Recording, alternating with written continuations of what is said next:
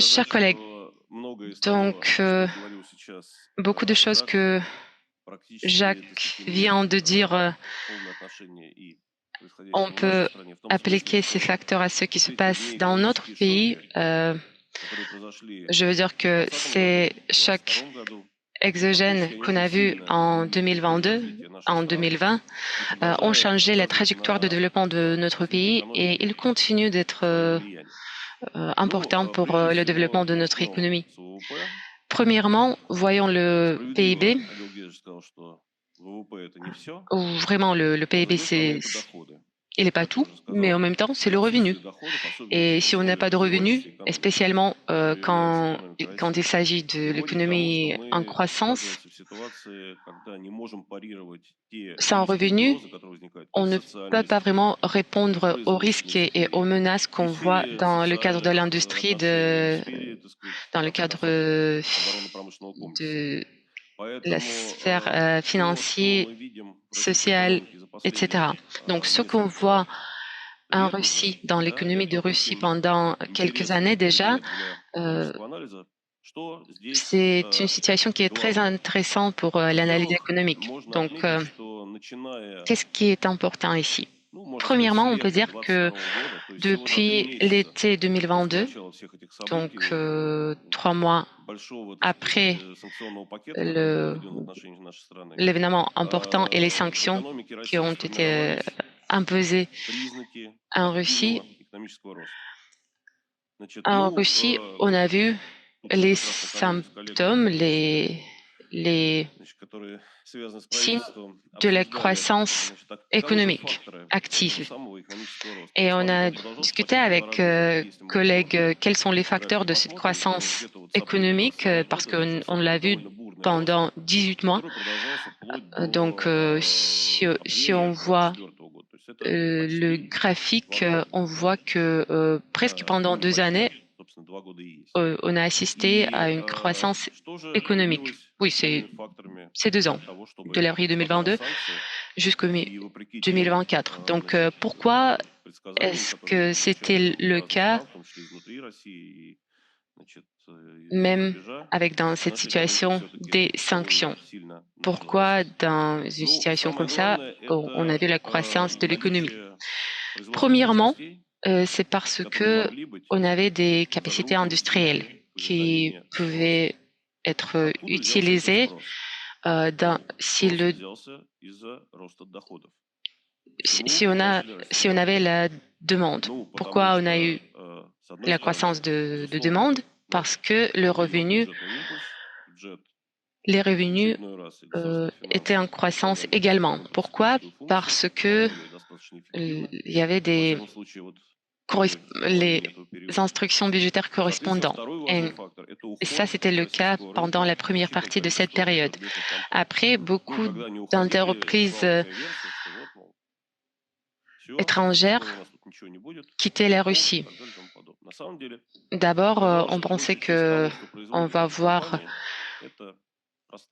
le déficit d'offres, mais après, on a vu que ces entreprises étrangères, en fait, produisaient les choses assez simples, les biens assez simples, comme les biens alimentaires, les meubles, En fait, les sociétés russes ont compensé pour cette tendance et c'est pourquoi on a vu cette croissance économique. Et bien évidemment qu'on ne peut pas mentionner le secteur de défense et il est très important de prendre en compte les entreprises militaires, les entreprises de défense et la contribution de ces secteurs dans la croissance économique pendant ces derniers mois. Mais comme on voit, il y a cette zone entourée en rouge sur le graphique. Et là, on voit que depuis printemps 2024, la croissance économique a baissé. Oui, il y avait des périodes différentes, mais généralement, on voit le plateau. Donc, ici, on voit la croissance d'à peu près 2, quelque chose, à peu près 2%.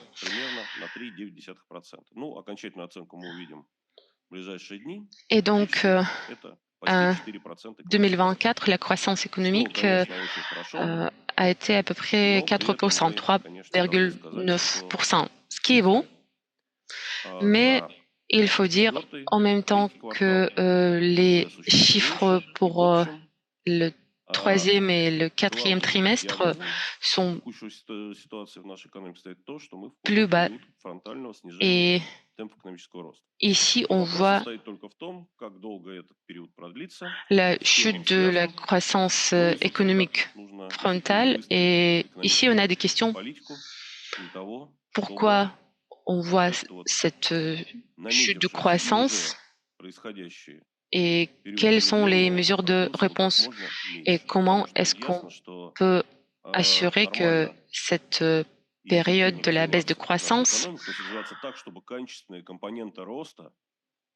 soit moins long. Donc, il faut vraiment assurer la qualité de l'économie et pour cela, on doit avoir la croissance de moins de 3%. Dans ce cas, les investissements seront au niveau de 4-5%. Et dans ce cas, on peut vraiment parler de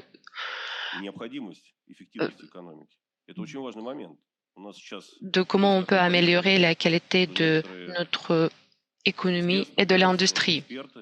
Aujourd'hui, certains ministères, les experts, beaucoup d'experts disent qu'on ne peut pas en fait améliorer l'efficacité et la productivité de notre économie pendant des décennies parce que nous sommes limités dans l'accès aux nouvelles technologies, mais c'est en fait une approche très dangereuse parce que ça va influencer beaucoup l'économie. Donc, qu'est-ce qui s'est passé? Pourquoi l'économie a commencé de voir la baisse de croissance?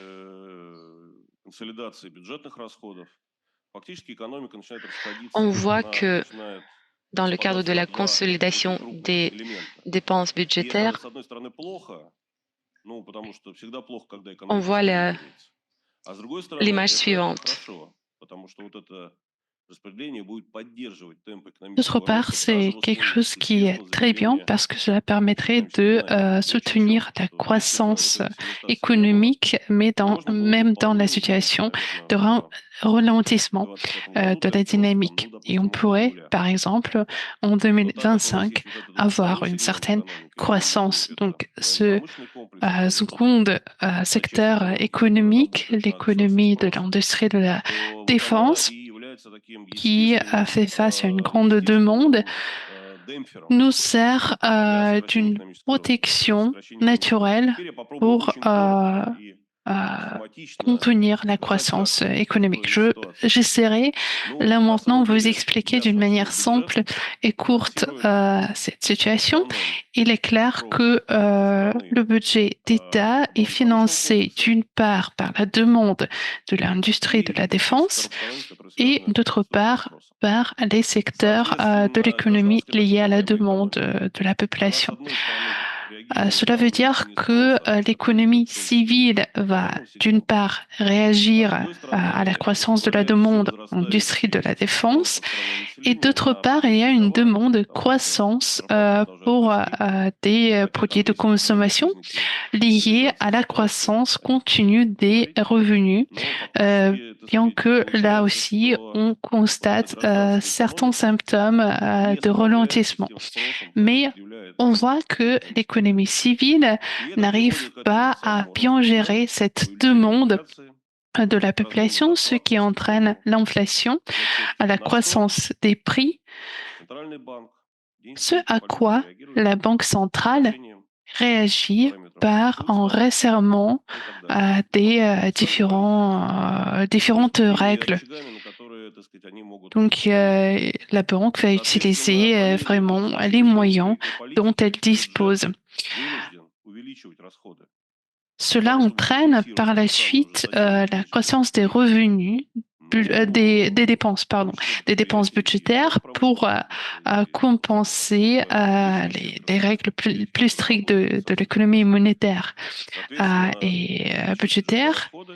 Donc, les dépenses budgétaires en croissance, il y a une nouvelle demande, une nouvelle pression de l'inflation, un nouveau cycle des restrictions de politique monétaire et budgétaire.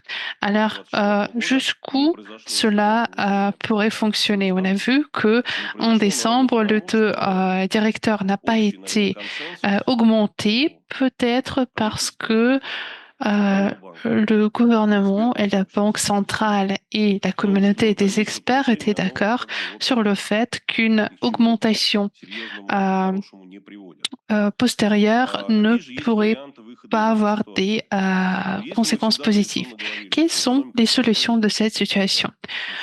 Si on disait toujours que l'économie d'investissement, c'est l'économie de l'offre est la solution principale, donc il faut développer cette offre. Parmi mes collègues qui travaillent à l'Institut, nous insistons tous que la clé aujourd'hui, c'est de stimuler les entreprises qui ciblent la demande des consommateurs. Tout d'abord, ce sont des entreprises qui ont un cycle assez court. Les investissements en production vont faire le cycle assez vite. C'est par exemple dans le domaine alimentaire, c'est moins d'un an. Pour la production de textiles, c'est autour d'un an. Comparé par exemple à la production des machines où le cycle peut durer 3 ans ou plus ou 10 ans ou plus dans le secteur énergétique. Donc nous avons bien besoin d'un moyen qui permettrait de gérer rapidement, de contrôler rapidement cette partie de la demande supplémentaire qui fait face. Alors, quelques mots sur la production industrielle et sur l'impact de la politique monétaire et budgétaire sur la dynamique industrielle, de la production industrielle. Donc, à gauche, nous voyons une croissance, tout est bien avec cette courbe. Nous voyons ici une certaine saisonnalité, mais sinon, il y a une croissance assez stable. Par contre, si nous regardons le graphique à droite, nous voyons bien que le part des activités économiques affiliées au complexe de l'industrie de défense, on ne pourrait pas les définir très précisément, mais il y en a trois domaines principaux de production de différents types d'équipements liés à la défense. Alors, le part de ces 3 types d'activités économiques qui dépend de la commande d'État dans le domaine de défense, nous voyons la situation pour les derniers mois et donc chaque colonne représente le part de ces 3 types d'activités économiques dans la production industrielle. En 2023, qu'est-ce que nous voyons? Autour de 50%. La part de ces activités économiques. Et à partir d'octobre 2023 jusqu'au février 2024, le secteur civil prédomine dans la formation de la dynamique de la production industrielle économique. Donc là, on pourrait encore subdiviser par différents types d'activités économiques, mais en tout cas, on peut dire que là, on voyait le pic de croissance des capacités de production de l'économie russe.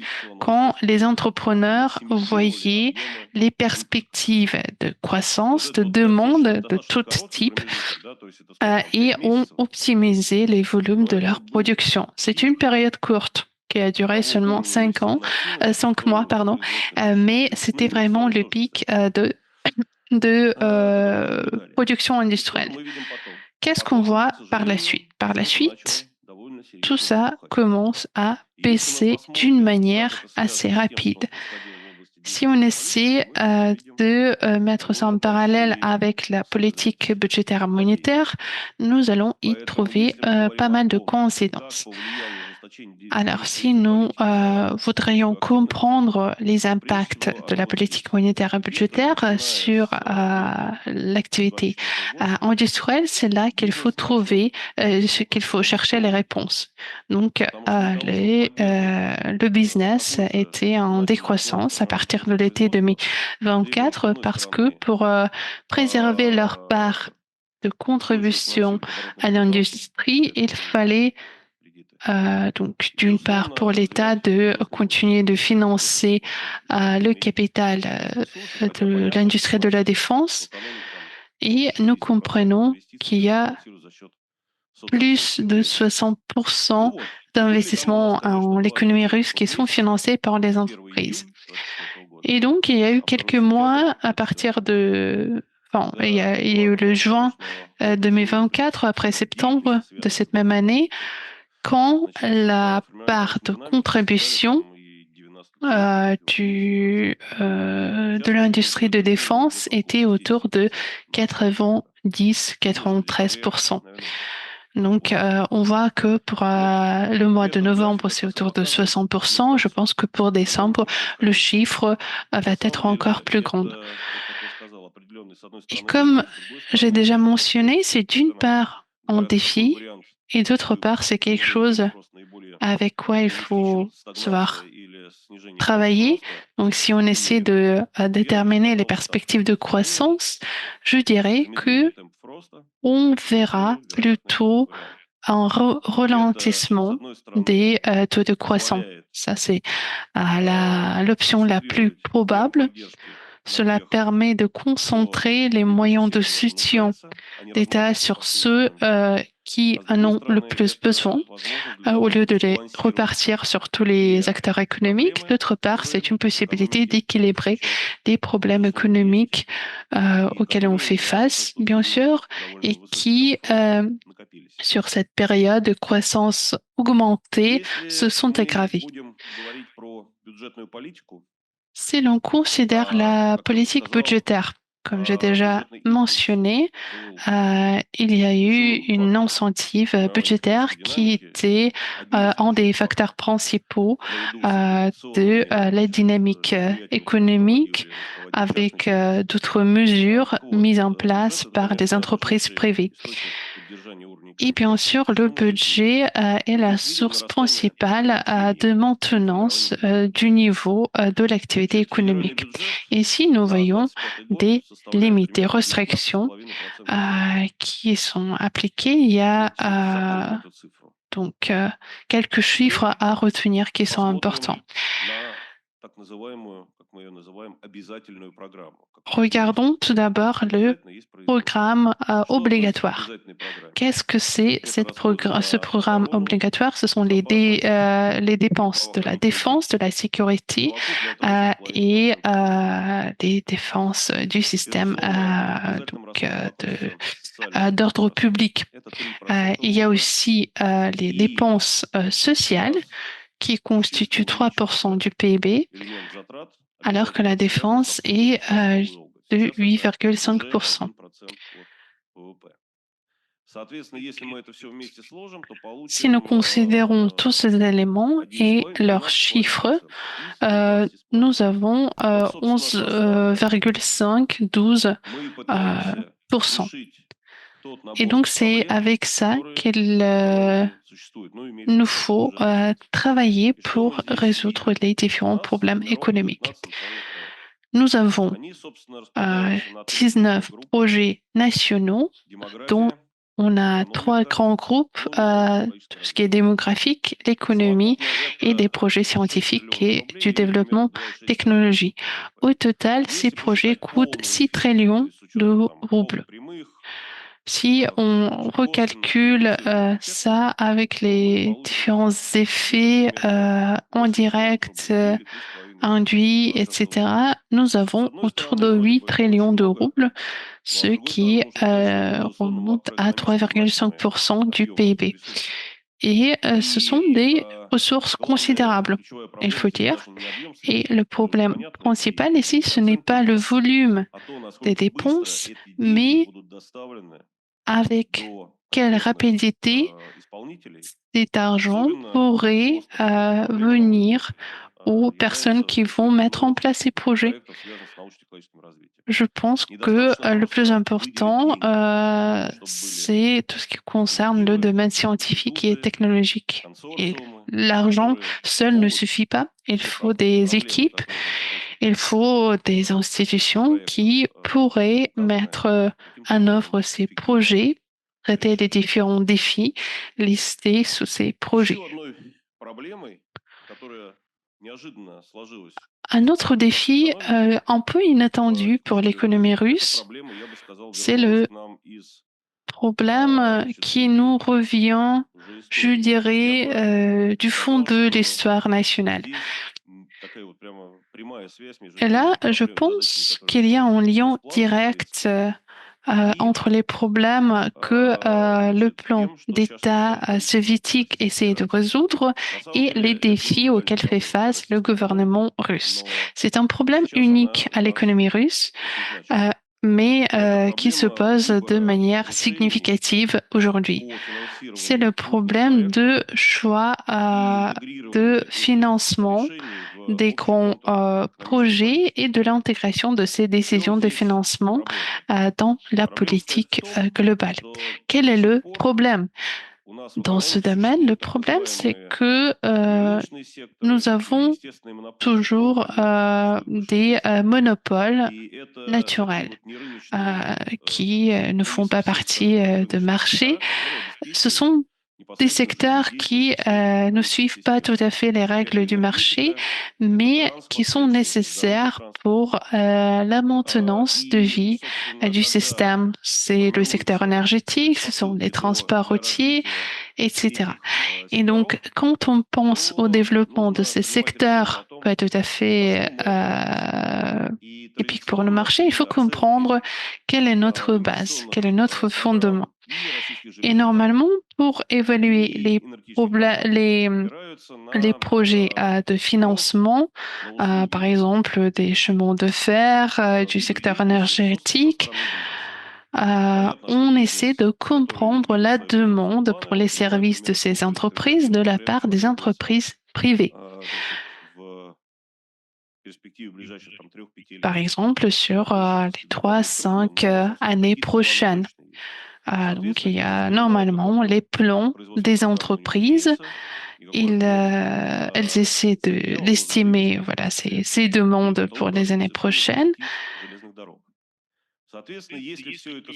Et si on combine tout cela pour chaque région, pour le pays, il y a une demande pour le développement des capacités de génération d'énergie et pour l'infrastructure régionale. Si on ne fait rien, il faut juste trouver le volume de finances nécessaires qui est nécessaire pour construire un certain nombre des centrales électriques, pour réparer un certain nombre des routes, etc. Ça paraît très très simple, mais si on prend la demande des entreprises privées comme un point de départ, on peut se retrouver dans la situation où cette demande est beaucoup plus supérieure que les possibilités sur la base de prédictions macroéconomiques. Comment est-ce qu'on pourrait équilibrer? C'est ça pour moi le problème principal, parce que la question des investissements, c'est la question des prix des investissements. Et assez souvent, dans l'économie russe, aujourd'hui, nous faisons face au problème suivant, celui de comprendre à quel point les investissements qui ciblent certains problèmes très précis liés au transport, à l'infrastructure, à quel point ces investissements vont impacter l'économie dans sa totalité. Parce que il y a des impacts des prix sur des secteurs tout à fait variés de l'économie. C'est quelque chose qui est très important, qui nous fait abandonner l'évaluation des projets en soi, des projets projet par projet, mais de considérer les conséquences plus systémiques. Et dans ce cas-là, les décisions qui concernent le budget et les décisions des entreprises privées liées à la demande de développement d'infrastructures, tout ça aurait plus d'efficacité. Un des principaux risques qui persistent dans l'économie russe, c'est le risque de chute de taux d'échange de roubles.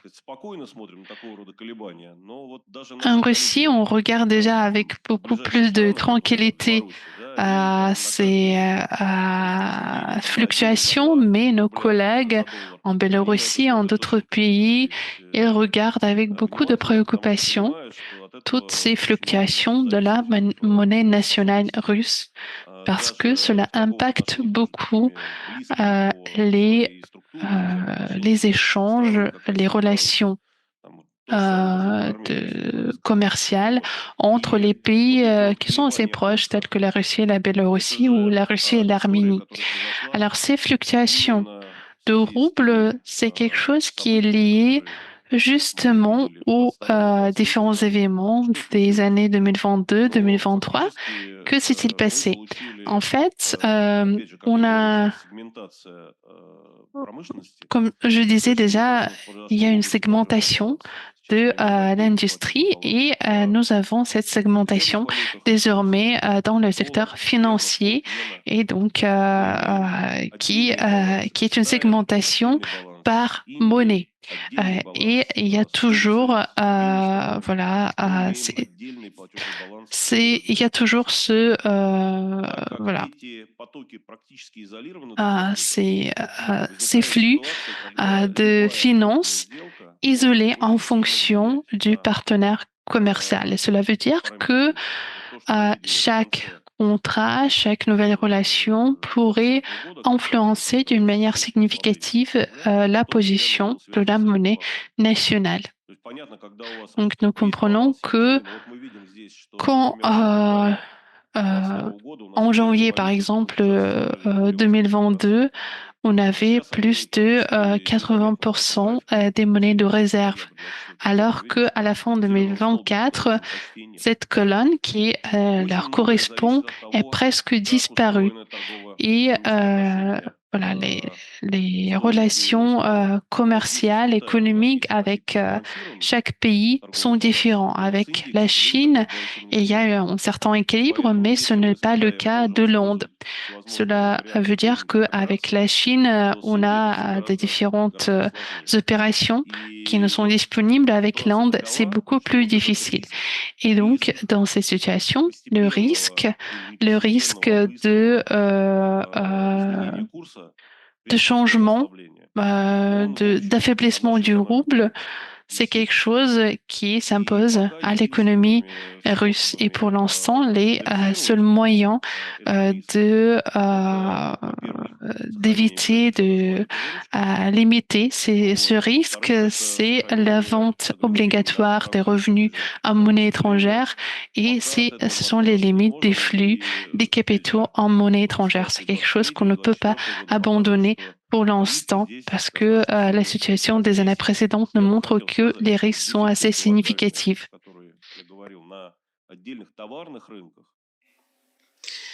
Les déficits locaux sur les marchés de biens et la consommation de ménages sont liés aux importations. Et en fait, les contrats des biens importés peuvent impacter le taux d'inflation. Donc, le taux d'échange de roubles balancé et l'absence des chocs, ce sont des facteurs très importants pour la stabilité de l'économie russe. Donc, et finalement, on va parler de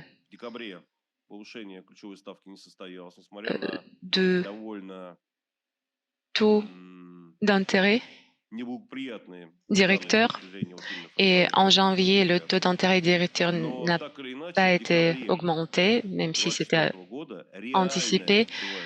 Mais en décembre 2024, le taux d'intérêt directeur réel était 11,5%. Donc, c'est l'indicateur réel. Ce niveau nous dit que on a de plus en plus d'exigences par rapport au financement vers cette chaîne publique et de plus en plus de monnaies de ressources traversent ou sont dirigées vers ce chaîne. Oui, comme ça, on peut financer les dépenses militaires, mais dans le secteur privé, là où on a besoin des actions pour stimuler la consommation des ménages, là, on a des problèmes. Et cela va nous dire qu'il faut former les packages dédiés de l'aide publique pour soutenir les entreprises qui souffrent à cause de ce taux d'intérêt directeur très élevé. Donc, il faut vraiment former ce paquet d'aide. Ce qui est encore très important, c'est que, en fait, une des particularités de ce cycle de la politique monétaire plus austère, il a été long. C'était 15 mois. Et pendant ces 15 mois, pratiquement, il n'y avait presque pas de période, de sous-période où les entreprises et la population, quand ils n'étaient pas au courant que le taux d'intérêt directeur allait être augmenté. Donc, ces taux d'intérêt plus élevés annoncés en avance a contribué à cette dynamique négative, mais on espère que cela ne va pas se répéter. Ici, sur ce diapo, vous voyez la situation avec les empreintes pour la corporation et pour les empreintes individuelles. Donc, ici, vous voyez la situation pendant quelques années et ici, on voit que jusqu'au fin de l'automne 2024, on voyait la baisse des empreintes consommateurs. À partir de l'octobre, on voit que les empreintes business, les empreintes d'entreprise ont rejoigné cette tendance. Donc, il faut vraiment prendre en compte ces résultats de la politique monétaire. Donc, on voit que le volume d'empreintes a baissé et la croissance de la masse monétaire a ralenti aussi. Donc, on voit que ce qui a été annoncé par la Banque centrale est déjà la réalité. La question, c'est que maintenant, les collègues de la Banque centrale nous disent que maintenant, on veut voir que les tendances sont stables. À mon avis, les tendances sont déjà assez stables pour qu'on réagisse. Voilà. Donc, et finalement, qu'est-ce qu'on pense de la situation en 2024? Quels sont les risques principaux pour l'économie de Russie? On aperçoit toujours l'influence de l'inflation. On les aperçoit toujours, même si c'est en baisse, mais un des symptômes de cela, c'est la situation avec le marché du travail. Si, si au début de l'automne, on a vu parmi les salariés les plus rémunérés les représentants du secteur de la production des machines et d'équipements, maintenant, ils ont perdu leur position et ils sont plutôt au milieu. Donc, ça veut dire qu'on voit la redistribution dans le marché du travail. Donc, en 2025, on ne va pas voir cette demande pour le main-d'œuvre sur le marché du travail. Donc, on ne va pas voir la pression de la part de la croissance de consommation non plus. Deuxièmement, il faut parler de facteurs exogènes. Avant l'inauguration du nouveau président des États-Unis, on a vu le dernier paquet de sanctions. Et donc, ce paquet a visé le secteur d'énergie. Avant, on voyait que les sanctions étaient plutôt, comment dire, ces sanctions étaient plutôt de caractère politique et idéologique. Ici, on a vu les actions directes par rapport aux bateaux qui transportaient le pétrole, et il y a aussi des sanctions qui visent à baisser la production du pétrole dans notre pays, et ils peuvent influencer les prix, et ça c'est important parce que les revenus du secteur pétrolier sont très importants pour notre économie, et ça a un potentiel de baisser le taux d'échange de roubles. Donc ici, il faut vraiment rester active de ce qu'il s'agisse des actions de gouvernement quand c'était le cas pendant le premier paquet de sanctions.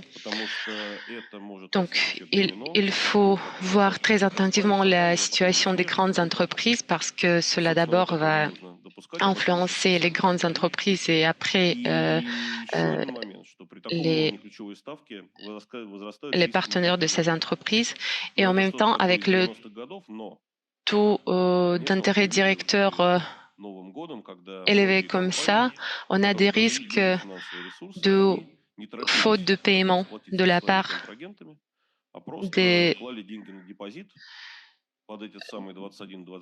de ceux qui ont des empreintes. Donc, parce que beaucoup de sociétés essaient d'utiliser ce taux directeur très élevé et ils essayent de déposer l'argent pour récolter les commissions, et comme ça, ils créent les délais de paiement, mais en même temps, ils essaient de s'enrichir en utilisant le taux d'intérêt directeur. Donc, voilà, il faut veiller à ça également. On a décrit les risques, voyons les secteurs économiques qui subissent ces risques. Premièrement, ce sont les agriculteurs et notamment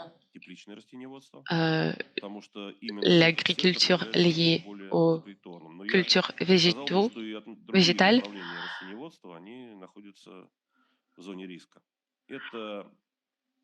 Puis, on voit parmi les groupes de risque la construction d'automobiles. Là, on a des impôts additionnels qui ont été mis en force en 2024, mais ça n'est pas appliqué 100% aux sociétés russes, mais néanmoins, ça a un impact sur ce secteur. Puis, la production des équipements pour les chemins de fer et la construction résidentielle. Le programme de substitution pour l'achat de l'immobilier a vu sa fin, mais aussi il y a d'autres tendances là. Mais même si on a ces risques et les problèmes sectoriels, on a le problème économique commun, c'est que dans notre économie, on voit un nombre de drapeaux rouges, comme on le dit, et on ne peut pas franchir cette frontière et ce sont les constraints qui ont l'impact sur notre dynamique économique. Donc, on a trois facteurs, le taux d'intérêt, le budget et le taux d'échange. Très souvent, les gens disent que, bon, il faut baisser le taux d'échange, taux d'intérêt, pardon, et l'économie va rebondir. L'économie ne va pas rebondir parce que si on baisse le taux d'intérêt directeur, cela va faire passer les ressources de ce qu'on appelle de liquidité, les ressources qui sont accumulées par les banques commerciales, vers les différentes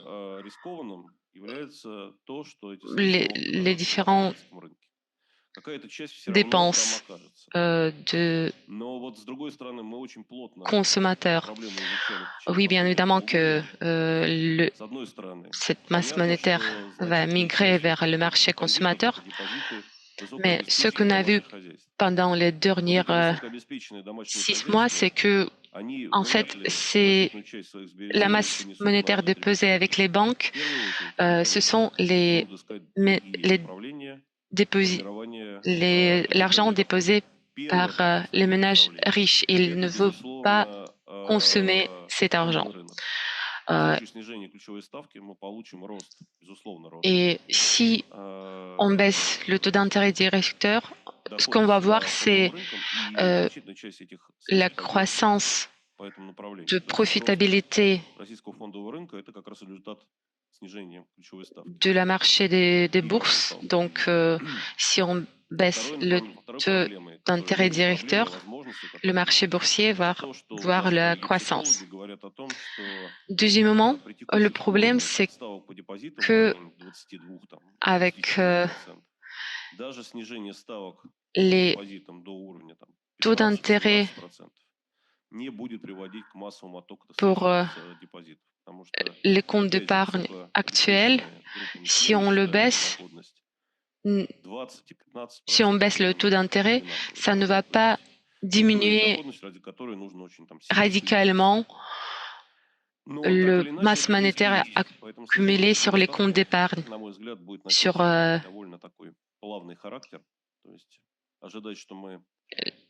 les comptes qui accumulent l'argent déposité. Donc, ça ne va pas changer la situation, mais et pour cela, je ne pense pas qu'on va voir le taux d'intérêt de 10%, ça ne va pas être baisse comme ça bientôt. Et il y a aussi des risques que le taux d'échange de rouble peut s'affaiblir. Et en même temps, si on baisse le taux d'intérêt,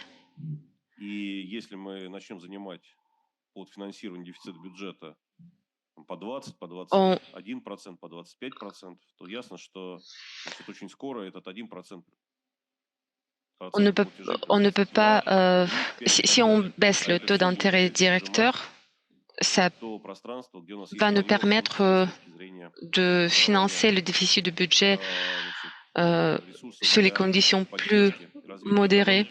On ne peut pas financer le déficit avec le taux d'intérêt directeur de 20%. Donc, en ce qui concerne nos évaluations de la situation économique en Russie en 2025, de la point de du point de croissance de PIB, on peut dire que si on atteint la croissance de 2%, ça va être un bon résultat, mais le taux de croissance peut être au niveau plus modeste même. Mais bien évidemment, il faut viser le niveau de croissance de 2%. Et si on parle des facteurs qui influencent la dynamique du développement économique, les investissements vont croître moins rapidement par rapport au PIB. Et ça veut dire que les facteurs qui influencent l'efficacité de l'utilisation des ressources matériaux et les autres facteurs, ils vont croître plus lentement par rapport au PIB, à la croissance de PIB. Ça veut dire que les nouvelles technologies vont développer plus lentement, mais vraiment, d'abord, on veut commencer à contrôler les facteurs économiques, les paramètres économiques quantitatifs et après, on va améliorer la situation avec la qualité de l'économie. Donc, voilà, on va faire ça avec le marché du travail. On a déjà les signaux de début de cette tendance que le marché du travail va se rebalancer. Et tout cela va nous permettre de sortir de cette période de ralentissement avec une bonne qualité d'économie, avec la qualité d'économie qui va nous permettre de croître 3% et même plus dans le court terme et long terme. Merci.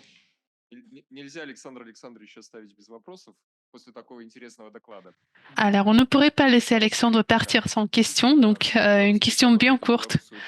Il est vrai que l'économie biélorusse et les collègues biélorusses regardent avec attention la dynamique du rouble russe parce que c'est important pour comprendre les relations d'importation-d'exportation avec la Russie, avec d'autres pays aussi. Donc, chaque fluctuation de rouble russe, cela a un impact sur la croissance de l'économie biélorusse par biais des différentes pressions, impacts, conséquences. Et donc, l'économie biélorusse souffre en quelque sorte plus de la dévaluation du rouble que l'économie russe. Alors, ma question est suivante. Un jour, Henry Ford a dit la chose suivante: si je faisais ce que les gens attendent de moi, ils seraient encore en train d'utiliser des carrosses. Et dans cet axe, la discussion qu'on a eue sur les indicateurs qualitatifs de croissance de l'économie en France, sur la vision de l'économie européenne d'ici 10 ans, et comment cela pourrait se comparer avec l'économie chinoise qui donne plus d'attention non pas aux instruments, aux outils de conjoncture, mais plutôt aux perspectives de croissance avec leur motto de passage du Made in China à créer en Chine, donc create in China et après inventer en Chine. Avec cela, nous voyons aussi dans le domaine de l'électronique, de la construction automobile, nous voyons que la Chine devient beaucoup plus active dans l'industrie créative. Alors, vous avez mentionné dans votre intervention, Alexandre, le secteur alimentaire, la production textile, etc. Ce ne sont peut-être pas les points de croissance qui sont très permettants dans les perspectives plus lointaines en termes de croissance économique. Quels pourraient être des points de croissance, des outils de croissance dans la perspective de plus longue durée? Merci pour votre question. Alors, j'aime bien l'idée qui est répétée par nos financistes, c'est que l'argent est neutre vis-à-vis à la croissance dans la perspective de longue durée. Et bien sûr, les facteurs clés de croissance économique de longue durée, c'est le marché, le travail, l'argent, etc. Alors, le paradoxe de cette situation est le suivant. Le soutien principal de l'économie russe, c'est l'économie des choses simples dans la courte durée. La plus efficace, c'est cette économie des choses simples. Et il se révèle qu'il n'y a pas de problème pour produire d'emballage en Russie. La Russie peut le faire, alors qu'avant, elle l'achetait toujours. Des meubles aussi, c'est quelque chose de simple à produire. Ce n'est pas un problème ni pour la Russie ni pour la Biélorussie.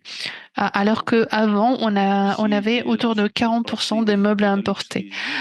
D'autres éléments métalliques simples, on les achète encore parfois en Chine, donc tout ce qui est les fournitures métalliques, mais tout ça peut être produit en Russie. Et je pense que c'est un mouvement vers une complexification de l'économie. Le pas suivant sera l'introduction des hautes technologies pour augmenter la qualité technique, l'innovation des produits. Donc, on a entendu dire que les innovations ne sont pas possibles sans investissement. Alors, quand nous arriverons à fermer, à boucler le cycle, le complexe d'investissement, il nous manque des éléments très, très pratiques. C'est l'aviation civile. Donc, il y a surtout des appareils sans pilote qui sont utilisés aujourd'hui. C'est quelque chose qu'on achète, qu'on importe. Ou par exemple, la surveillance des feux de forêt, c'est la surveillance des systèmes de transport, donc des surveillances à distance avec des technologies qui s'appliquent au transport sur les chemins de fer. C'est l'énergie nucléaire, c'est l'aviation nucléaire, atomique. Donc, si l'économie commence à produire des équipements qui se basent sur des composantes électroniques nationales produites par le par le pays, ça veut dire qu'il faut autour de 400 entreprises pour construire un avion. Et chacune de ces entreprises aurait un potentiel d'innovation très, très fort. Et finalement, un axe important de développement dans le secteur de l'innovation, c'est le développement des petites entreprises, des petites et moyennes entreprises, parce que pour l'instant, ce sont surtout des entreprises engagées dans le commerce en Russie ou d'autres entreprises qui satisfont des besoins courants de la population. Alors que l'économie russe a besoin d'autres petites et moyennes entreprises qui pourraient coopérer, qui pourraient collaborer, travailler avec des grandes entreprises. Alors, ces nouvelles PME qui pourraient collaborer avec des entreprises fondamentales pourraient produire des différents équipements, servir aussi les grandes entreprises en termes d'alimentation des différents services. et cela pourrait soutenir une économie différente, une économie en croissance. Il y a vraiment cette complexification de l'économie qui permet d'augmenter la qualité. Bien sûr, il y a des limites de cette complexification. Il faut éviter la seconde industrialisation parce que nous n'avons pas besoin des entreprises énormes, multifonctionnelles, mais on a eu la semaine passée la présentation d'une thèse qui était axée vraiment sur cet équilibre de ressources dans l'économie russe. Il faut réinvestir et réinvestir toujours les ressources dans le développement du capital humain. Nous avons besoin de la croissance économique tout d'abord pour réinvestir les revenus dans le capital humain, ce qui va induire une croissance qualitative et l'innovation. Voilà. Merci beaucoup. Jacques, la parole est à vous. Désolé pour avoir... Уважаемые коллеги, вмешательство Александра было очень интересно. Alors, chers collègues, cette intervention d'Alexandre a été Свой комментарий на французском языке. Je vais donner mon commentaire en français, за то, что она задала mais je voudrais remercier Julia de m'avoir posé une question très, très importante en français. C'est toujours très agréable de comprendre que la langue française en Russie n'est pas disparue. Bon, maintenant, j'en viens à mon commentaire sur l'intervention d'Alexandre. Je pense qu'il y a plusieurs points très intéressants. Il y a un point théorique, le fait que les sanctions, d'une certaine manière, peuvent être tout autant un facteur d'opportunité qu'un facteur de contrainte. Est-ce que vous m'entendez? Non. Bon, donc ça c'est un premier point. Il y a un deuxième point qui était aussi très important, c'était les différences temporelles dans le cycle d'investissement de l'industrie. Oui, et c'est quelque chose que malheureusement la théorie économique prend très peu en compte. Le fait est que l'investissement dans la branche des machines, ça n'a pas la même durée et ça n'a pas le même délai que dans des branches de consommation, en particulier dans l'industrie agroalimentaire.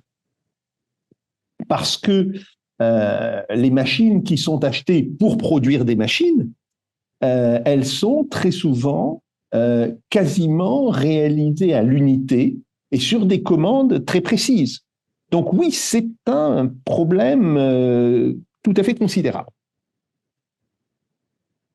La question du marché d'échange aussi est importante, parce que c'est vrai que le risque d'une baisse brutale du rouble et plus généralement de la volatilité du rouble, c'est un vrai risque pour les opérateurs en Russie, mais aussi dans les pays qui entourent la Russie et dans les pays qui font du commerce avec elle. Mais le problème, c'est que le marché du rouble, d'après ce que j'ai compris, et d'après les données de la Banque centrale et du MOEX, ce marché est aujourd'hui très étroit. Donc, il est malheureusement très, très vulnérable à ces questions de volatilité.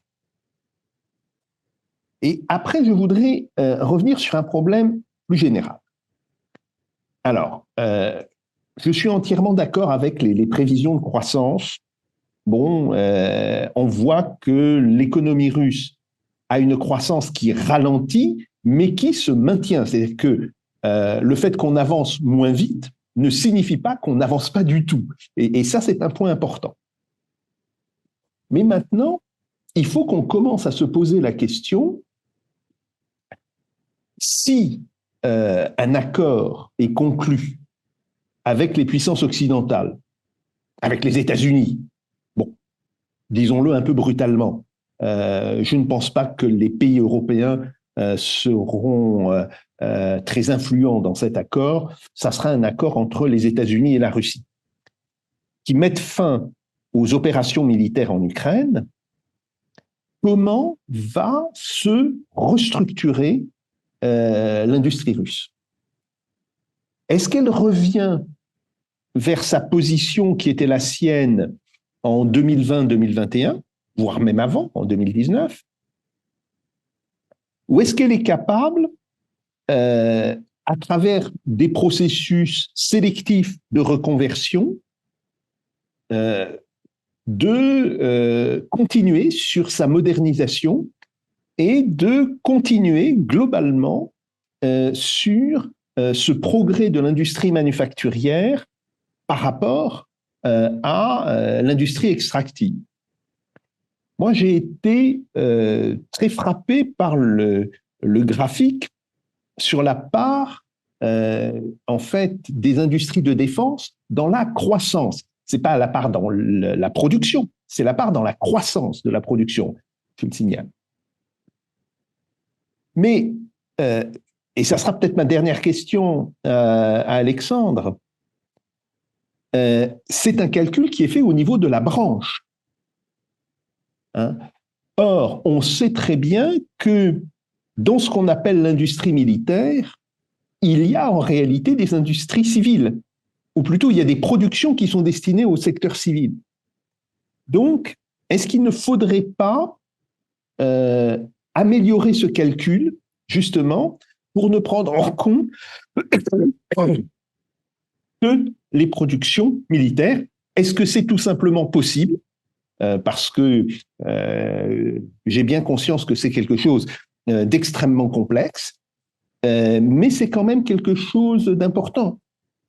Pour terminer, je rappellerai le fait que le développement des logiciels, en fait, pour la production, les logiciels de réalisation informatique de produits, comme le logiciel CATIA qui a été mis en service en France à la fin des années 90, venait de la production militaire.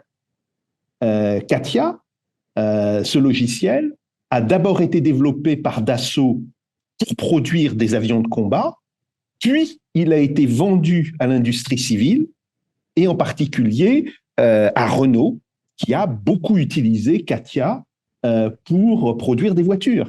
Donc, l'interpénétration entre secteur civil et secteur militaire me semble une question importante à aborder dans le cadre quand même d'une perspective d'un accord qui pourrait avoir lieu dans le cours de l'année 2025. Merci.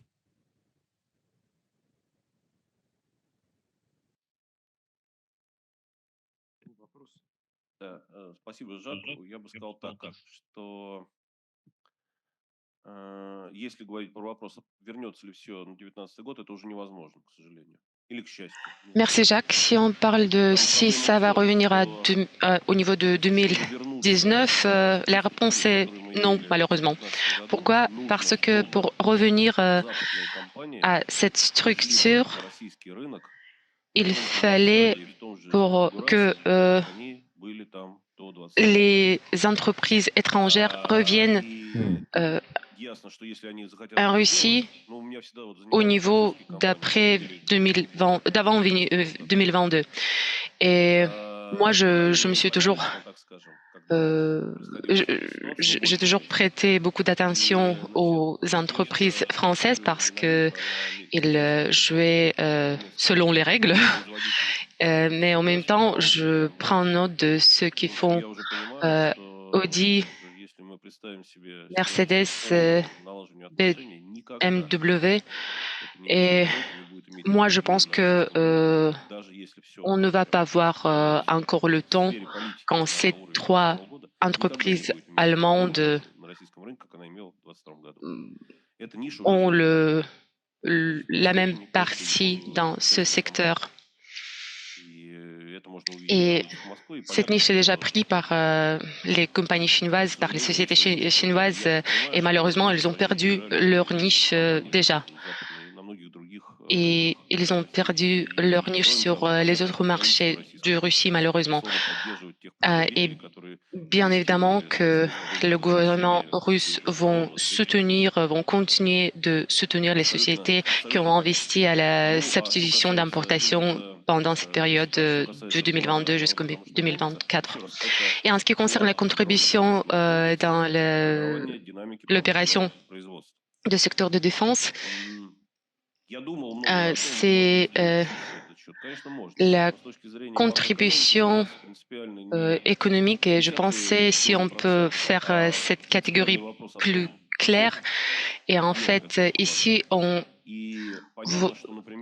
vraiment voit le volume de cette contribution.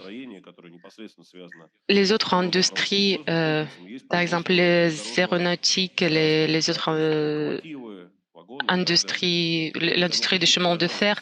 Là, par exemple, on a aussi la production des locomotives, des wagons, et ça, c'est le secteur plus civil aussi.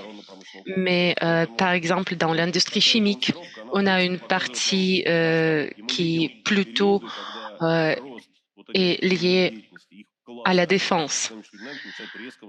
Et donc, oui, on voit les périodes quand ces parties deviennent plus importantes, et ça nous signale que quelque chose est en train de changer dans l'économie. Et ici, on voit la croissance de cette partie du secteur de défense. Merci Alexandre.